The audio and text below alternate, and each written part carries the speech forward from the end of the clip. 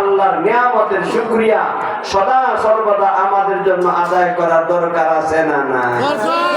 শুকরিয়া জানাই আল্লাহ, শুকরিয়া জানাই তোমায়, অসহায় বান্দা মোরা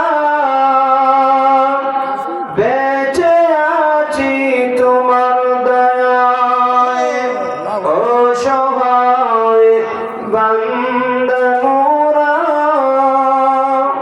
বেঁচে আছি তোমার দয়ায়। ঠিক কিনা? আমরা বেঁচে আছি কার দয়ায় ভাই? আল্লাহর দয়ায়। না হয় যে পরিমাণ গুনাহ করি, যদি গুনার জায়গায় আল্লাহ আমাদেরকে শাস্তি দিত, আজকে পর্যন্ত কেউ জীবিত থাকার কথা না। জোরে বলেন ঠিক কিনা? আসমান সৃষ্টি করছেন কে? আল্লাহ। জমিন সৃষ্টি করছেন কে? আল্লাহ। আসমান জমিন আল্লাহকে ডেকে ডেকে বলে, বান্দা যখন নাফরমানি করে, আল্লাহ আমাকে অনুমতি দাও, তাকে আমি শাস্তি দেব। জমিন বলে, আল্লাহ আপনার নিয়ামতকে আপনার জমিনের মধ্যে আপনার বিরুদ্ধ আচরণ করে অনুমতি দাও, তার ডার মটকে দেব।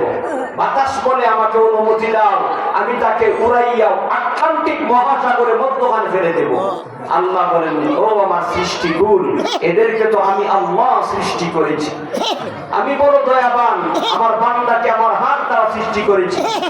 ও আমার সৃষ্টিকুল, আমার বান্দা নফস শয়তানের ধোঁকায় পড়ে নাফরমানি করেছে।